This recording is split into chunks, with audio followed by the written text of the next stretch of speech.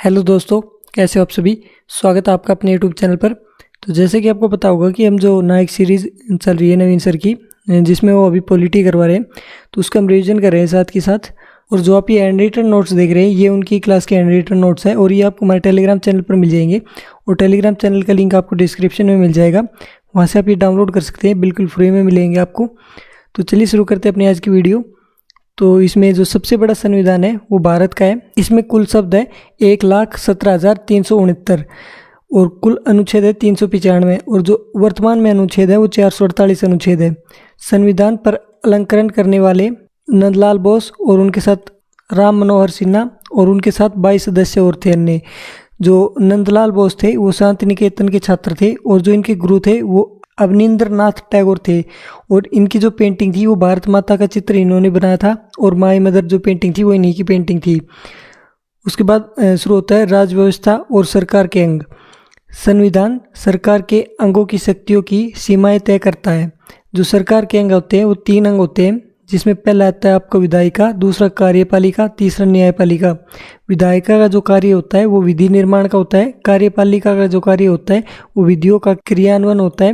और जो न्यायपालिका का कार्य होता है वो कानूनों की व्याख्या करना और न्याय प्रदान करना, ये न्यायपालिका का कार्य होता है। जो इन्हें 3 भागों में बांटा है, उस विभाजन को सत्ता का 36 वितरण कहते हैं। जो विधायिका है वो 2 भागों में बांटी गई है, एक केंद्र और राज्य। जो केंद्र होता है उसमें होता है संसद, जो कि आर्टिकल 79 में बताया गया है। उसके बाद राज्यसभा होती है इसमें, जो कि आर्टिकल 80 में बताई गई है। और लोकसभा आर्टिकल 81 में बताई गई है। राज्यसभा को उच्च सदन यानी कि अपर हाउस कहते हैं और जो लोकसभा होती है उसे निम्न सदन और लोकप्रिय सदन भी लोकसभा को कहा जाता है। उसके बाद राज्य आते हैं। राज्य में विधानमंडल होती है, जो कि आर्टिकल 168 में बताई गई है। विधान परिषद ये आर्टिकल 169 में बताई है, जिसे कि लेजिस्लेटिव काउंसिल कहते हैं। और जो इसके मेंबर होते हैं विधान परिषद के, उन्हें एमएलसी कहा जाता है। विधानसभा आर्टिकल 170 में बताई है और इसे लेजिस्लेटिव असेंबली कहते हैं। और इसके जो मेंबर होते हैं उन्हें एमएलए कहा जाता है। उसके बाद कार्यपालिका आती है, इसे भी 2 भागों में बांटा है, केंद्र और राज्य। केंद्र में जो राष्ट्रपति होता है वो कार्यपालिका के तहत आता है, जो कि आर्टिकल 52 में बताया गया है। उसके बाद उपराष्ट्रपति आर्टिकल 63 में बताया गया है। प्रधानमंत्री आर्टिकल 75 में बताया गया है, 75 के भाग नंबर 1 में। और जो मंत्री परिषद है वो आर्टिकल 74 में बताया गया है। उसी प्रकार राज्य में होते हैं राज्यपाल, जो कि आर्टिकल 153 में बताया गया है। उसके बाद मुख्यमंत्री होता है, जो आर्टिकल 164 में बताया है। और मंत्री परिषद ये आर्टिकल 163 में बताई गई है।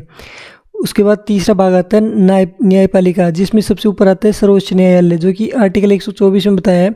उसके बाद उच्च न्यायालय आता है, जो कि आर्टिकल 214 में बताया है। और उसके बाद आता है जिला न्यायालय, जो कि आर्टिकल 233 में बताया है। राजव्यवस्था होती है राज्य प्लस में व्यवस्था यानी कि संचालन का तरीका।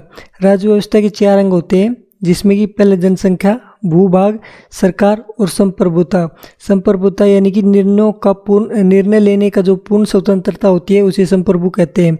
जो संप्रभुता का विचार दिया था वो ऑस्टिन ने दिया था।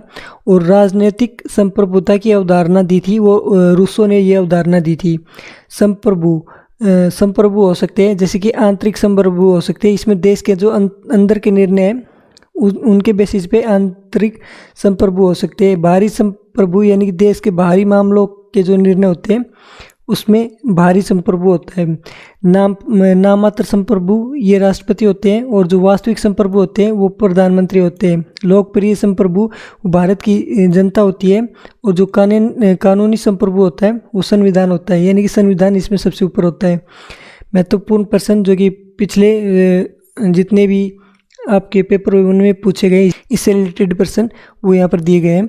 इसमें पहला प्रश्न है, भारतीय संविधान के अनुसार सरकार के कितने अंग हैं? तो 3 अंग हैं।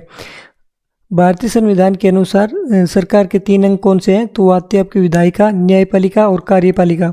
प्रश्न नंबर 3, सरकार का वह अंग जो मुख्य रूप से कार्यान्वयन और प्रशासन के कार्यों को देखता है तो कार्यपालिका देखती है। प्रश्न नंबर 4, न्यायपालिका के बीच शक्ति के वितरण को कहा जाता है तो शक्ति का 36 वितरण कहा जाता है उसे। प्रश्न नंबर 5, भारतीय संविधान राज्य के 3 अंग विधायिका, कार्यपालिका और न्यायपालिका के कार्यों और उत्तरदायित्व को परिभाषित करता है। ये शक्तियों का बंटवारा सुनिश्चित करता है। 3 अंगों के बीच सत्ता का संतुलन बना रहता है।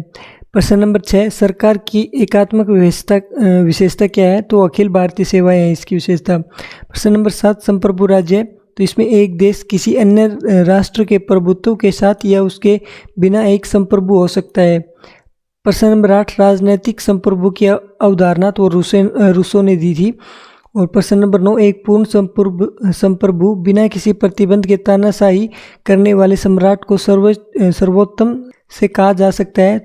तो इसका उत्तर आएगा आपका निरंकुश। प्रश्न नंबर 10, भारतीय संविधान खालिस्तान है क्योंकि आंतरिक और बाहरी मामलों में निर्णय लेने का सर्वोपरि अधिकार जनता में निहित है। कोई भी बाहरी शक्ति भारत सरकार को निर्देश नहीं दे सकती। तो ये संप्रभु है, इसीलिए कोई भी बाहरी सरकार निर्देश नहीं दे सकती। प्रश्न नंबर 11, संविधान तैयार करने वाला पहला देश कौन सा था? तो अमेरिका था। प्रश्न नंबर 12, विश्व का सबसे प्राचीन एवं अलिखित संविधान किस देश का है? तो ब्रिटेन का है। भारतीय संविधान कितने शब्दों में से बना है? तो वो 1,17,369 शब्दों से बना है। किसने संप्रभुता का मुद्दा उठाया था? तो वो ऑस्टिन ने उठाया था। तो ये आज का टॉपिक है जो कि नवीन सर ने करवाया था, मैंने आपको रिवाइज करवा दिया है। अगर आपको डेली रिवाइज करना है तो आप हमारे चैनल के साथ जुड़ सकते हैं और ये PDF आपको हमारे टेलीग्राम चैनल पर मिल जाएगी, वहाँ से आप इसे डाउनलोड कर सकते हैं और टेलीग्राम चैनल का लिंक आपको डिस्क्रिप्शन में मिल जाएगा। तो इस वीडियो में इतना ही, मिलते हैं आपसे अगली वीडियो में, तब तक के लिए धन्यवाद।